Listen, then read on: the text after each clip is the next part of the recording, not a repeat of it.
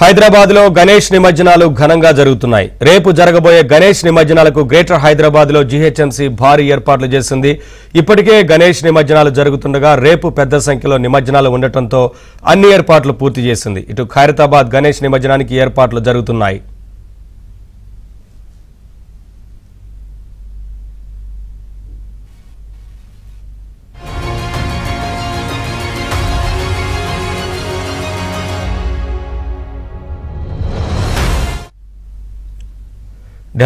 Pond's తో పాటు 5 చెరువుల వద్ద ప్రత్యేక ఏర్పాట్లు చేసింది జీహెచ్ఎంసీ. 140 స్టాటిక్ క్రేన్లు, 295 మొబైల్ క్రేన్లు, 125 జేసీబీలు, 102 మినీ టిప్పర్లను సిద్ధం చేసింది. నిమజ్జన డ్యూటీలో 20,000 మందికి పైగా జీహెచ్ఎంసీ సిబ్బంది పాల్గొనున్నారు. హుస్సేన్ సాగర్ చుట్టూ 31 క్రేన్లు ఏర్పాటు చేశారు. ట్యాంక్ బండ్పై 7 క్రేన్లు, ఎన్టీఆర్ మార్గులో 9, పీపుల్స్ ప్లాజా వద్ద 7, జలవిహార్ వద్ద 4 క్రేన్లను సిద్ధం చేశారు. అర్ధరాత్రి నుంచి ట్యాంక్ బండ్పై నిమజ్జనాలకు అనుమతి ఇచ్చారు. రేపు అర్ధరాత్రి 2 గంటల వరకు మెట్రో సేవలను పొడిగించారు.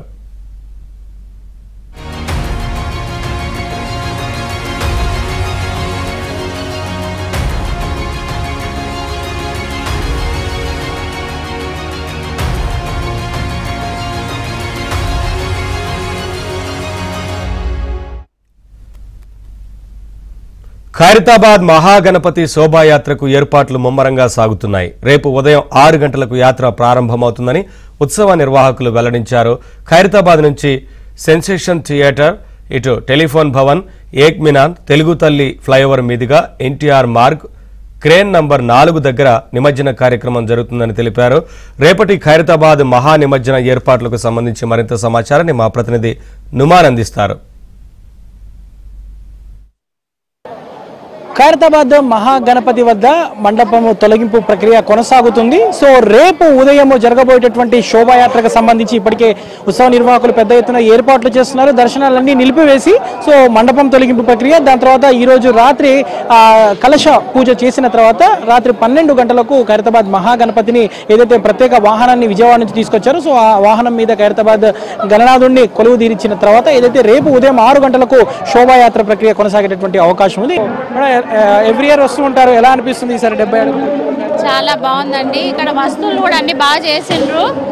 ఒక ఆనవాయితీ అయిపోయింది మాకు కూడా, ఎందుకంటే యాజ్ అ జిహెచ్ఎంసీ కార్పొరేటర్ నేను గెలిచిన తర్వాత ఫస్ట్ టైం వచ్చినాను. అదే ఎవ్రీ ఇయర్ కంటిన్యూ చేస్తున్నాము. చాలా మంచిగా అనిపించింది. ఏం లేదు, ఒకటే ఆ విఘ్నేశ్వరునికి మొక్కుతున్నాను, విఘ్నాలన్నీ తొలగిపోవాలి. ఇప్పుడు వరదలలో కూడా ఇబ్బందులు పడ్డ వాళ్ళందరికీ కూడా వాళ్ళు మంచిగా కావాలని, రికవర్ కావాలనేసి కోరుకుంటున్నాము. అలాగే మొత్తము దేశవ్యాప్తంగా కూడా అందరు కూడా హిందూ బంధుమిత్రులు కానీ అందరూ కూడా మంచిగా ఆయురారోగ్యాలతో ఉండాలని మనస్ఫూర్తిగా కోరుతున్నాం. సార్ ఎలా ఉన్నాయి ఏర్పాట్లు, ఎలా ఉన్నాయి? ఎవ్రీ ఇయర్ వస్తుంటారు కదా, ఏర్పాట్లు మన స్టేట్ గవర్నమెంట్ కానీ ఇక్కడ వీళ్ళు కమిటీ మెంబర్స్ కానీ చాలా బాగా ఏర్పాట్లు చేశారు. ఇక్కడ ఏమి ఇబ్బంది లేకుండా అందరు భక్తులందరూ కూడా మంచిగా దర్శనం చేసుకున్నారు. మన రాష్ట్రమే కాదు ఇతర పక్క రాష్ట్రాల నుంచి కూడా వచ్చి ఇక్కడ దర్శనం చేసుకుంటారు.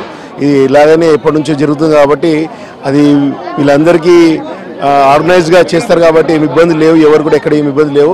రేపు ఈ వినాయకుని నిమజ్జనం చేసేదాకా కొంచెం వాళ్ళందరూ కూడా కొద్దిగా ప్రత్యేక శ్రద్ధ తీసుకువెళ్లాల్సి వస్తుంది కాబట్టి ఆ ఏర్పాట్లు అన్నీ జరుగుతున్నాయి. అన్నీ భగవంతుడు చూసుకుంటాడు, అన్నీ మంచిగా జరుగుతాయని చెప్పి ఆశిస్తున్నాను. చూడొచ్చు అంటే ఇటు హైదరాబాద్ నుంచే కాకుండా ఇతర ప్రాంతాల నుంచి కూడా ప్రతిసారి ఖైరతాబాద్ మహాగణపతిని దర్శించుకోవడానికి భక్తులు తండోపతండాలుగా వస్తూ ఉంటారు. ఆ రూట్ మ్యాప్ ఎలా ఉండబోతుంది ఏంటి అనేది కూడా మనం తెలుసుకుందాం. ప్రస్తుతం మనతో పాటు మాట్లాడడానికి ఖైరతాబాద్ గణేష్ ఉత్సవ సమితి చైర్మన్ రాజ్ కుమార్ ముదిరాజ్ గారు ఉన్నారు. రాజ్ కుమార్ ముదిరాజ్ గారితో మాట్లాడదాము. చిన్నప్పటి నుంచి కూడా మీరు ఈ శోభాయాత్రలో దగ్గరుండి ప్రతిదీ మీ నాన్నగారితో పాటు చేస్తూ ఉన్నటువంటి సిచ్యువేషన్, సో ఈసారి ఎలా ఉండబోతుంది? ఖచ్చితంగా అండి, అన్ని రకాలుగా వర్క్స్ అనేది కంప్లీట్ చేశాము. మీ కర్రలు కూడా తొందరగా తీయాలనే ఉద్దేశంతో, ఎందుకంటే పెద్ద షెడ్ వేసాము, 70 సంవత్సరాలు 70 అడుగుల పెద్ద షెడ్ వేసాము కాబట్టి వర్క్స్ అనేది కూడా స్పీడ్ చేస్తూ ఉన్నాం. ఎక్కువ మంది కట్టర్స్ కూడా పెట్టాము, డైరెక్ట్ కట్టింగ్ చేసేస్తున్నాం మిషన్స్ అన్ని. సో నాకు తెలిసి 3-4 గంటల వరకు కంప్లీట్ అయిపోయే వరకు, దాని తర్వాత అవకాశం ఉంటే పబ్లిక్ దర్శనానికి ఇస్తాం. కానీ రాత్రి 1 గంటలకు వినాయకుడు లిఫ్ట్ చేసి ట్రాలీలో పెట్టడం జరుగుతుంది. మొదట సైడ్లోనే 2 విగ్రహాలు తీస్తాము, దాని తర్వాత వినాయకుడు తీసి పెడతాము. 2 గంటల నుంచి 4 గంటల వరకు వినాయకుడు వెల్డింగ్ వర్క్స్ నడుస్తాయి. ఉదయం 6 గంటలకు వినాయకుడి నుంచి బయలుదేరుతాడు హుస్సేన్ సాగర్.